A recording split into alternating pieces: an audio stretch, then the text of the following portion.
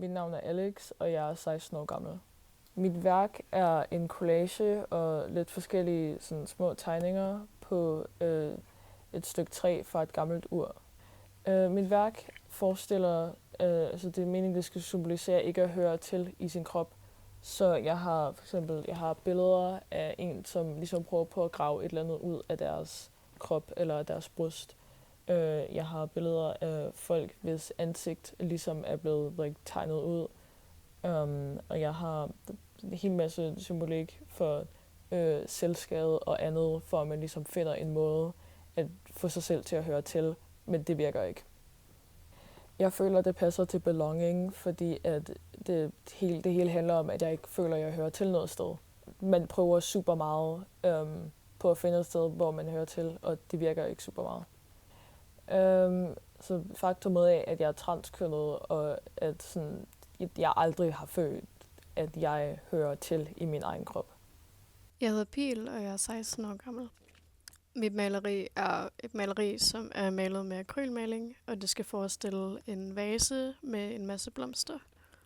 Blomsterne skal repræsentere mine yndlingsmennesker. Jeg har været omkring og spørge alle mine yndlingsmennesker om deres yndlingsblomst, og så har jeg så valgt at lave det sammen i en vase. Og vasen har så min yndlingsblomst i, for at repræsentere, at det er ligesom min vase med mine mennesker. Min maleri skal ligesom repræsentere de mennesker, som får mig til at føle mig hjemme, og får mig til at føle, at jeg belonger. Selvfølgelig mine venner, og dem jeg holder mest af. Og så elsker jeg også rigtig meget at male blomster, og bare blomster generelt. Det tog sådan cirka en uge at lave. Jeg brugte meget tid på farverne, og selvfølgelig også at skulle skitse de forskellige blomster, og også en del tid på baggrunden, og bare den måde, jeg ville have blomsterne skulle se ud på. Jeg hedder Olivia Vinter, og jeg er 17 år gammel. Det er en indianer for at vise, altså de havde jo et hjem, de egentlig blev taget fra, så jeg synes, det passede helt perfekt til belonging, at de mistede deres hjem, de mistede deres folk. Ja, altså jeg blev inspireret til at starte på af den sidste høvding af Comanche, som hedder Corner Parker. Så jeg prøvede egentlig at lave portræt af en indianer, som mindede lidt om ham. Det er vandfarve på papir, så det var lidt sjovt at arbejde med sådan større motiv. My name is Aaron Lukunku. I am 24 years old. What inspired it was the years of 2015 to 16, which I call them as one of my darkest years of my life ever. I think this piece means like a goodbye to those years of my life. Yeah, as I said, it traces back to when I was 15, 16 or something like that. And I used to go to this school. I didn't have many friends, I didn't have any social life. Even if I tried to make friends or whatever, it just never worked out because you try to make friends and you come from a different background. It's people over here in I don't know, maybe Denmark in general. Majority of people are just reserved. So no matter what I did or what I tried, it was never any luck. What I wanted to do in the piece was trying to give an insight of a day in a life of when I was at school, what it felt like, being alone all the time. When you think about belonging, it could also mean your home or whatever, but even at the home, I never had the sense of that either. Yeah, it's dark, but it's real life. People go through this stuff. Hej, jeg hedder Gaia, og jeg er 16 år. Mit værk er en dame, der krammer sig selv, og det er lavet på helt normal hvidt lærred med helt normal maling. Det der med at føle sig hjemme i sig selv, det kan for helvede svinge. Så derfor har jeg malet lidt et selvportræt, hvor man krammer sig selv lidt, siger, man er okay, du er okay. Men så er der de her pigge, der kommer ud af hovedet, som er det der med, at der er stadig som shit. Men det er en rejse om at acceptere sig selv. Så. Jeg hedder Kira, jeg er 20 år gammel, og det her er mit værk, og det er af min kæreste. Jeg kom bare i tanke om, at en person så i mit liv, som der ligesom fik mig til at føle mig, jeg hørte til. Og det blev så min kæreste.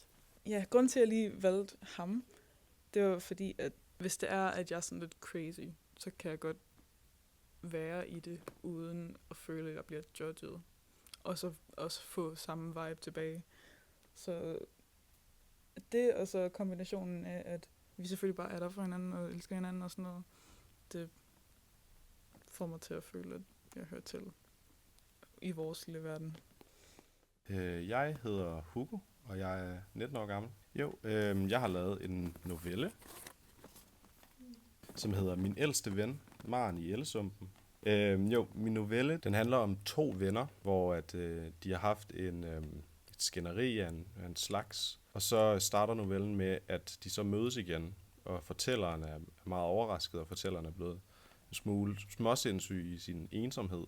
Vil fortælleren gerne blive gode venner igen, og finde det venskab frem igen. Og vil så fortælle en historie til sin ældste ven, som vennen så kun bliver refereret til. Og igennem den her historie er ligesom en parallel fortælling af det, der er sket i deres venskab. Og det handler så om et elletræ og en sump.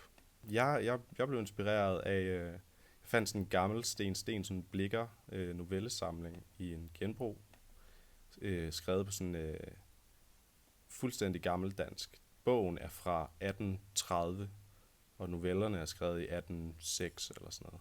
Og så blev jeg bare mega fanget af det, og synes at sproget var mega fedt, og måden han fortalte historier på.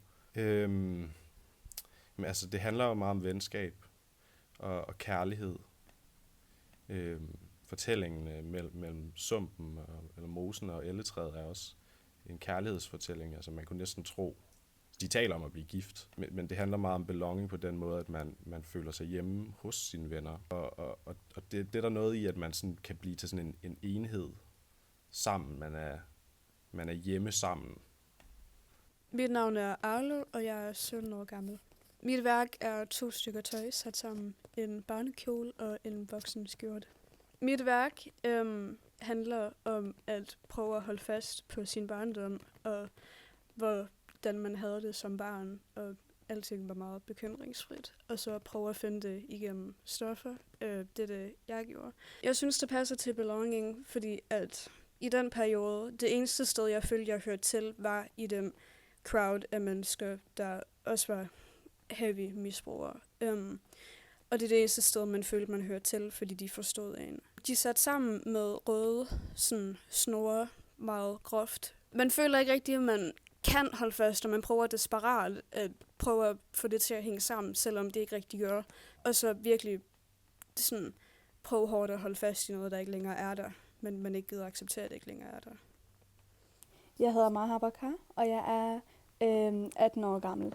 Jeg har malet en lille pige, en børn, som hun tegner en drøm, eller hendes drøm, hvordan den skal være. Ligesom en hus, som der ikke er blevet bombet eller noget, og en familie, som alle som er her. Der er ikke nogen af dem er døde, der er ikke nogen er ikke med, så hele familien er her. Og så er der Hanvala, en dreng, som er 10 år gammel, og han bliver 10 år gammel, fordi Palæstina er ikke blevet fri endnu. Jeg har tænkt bare at tegne den tegning, fordi jeg føler så altid, at det her, det er min hjem, det her, hvordan den skal være, og sådan, og belønning, altså, jeg føler så, at det her, det er en belønning for mig. Det er ligesom dit, altså sådan drømmehjem, det er sådan dit eget Præcis, hjem. ja.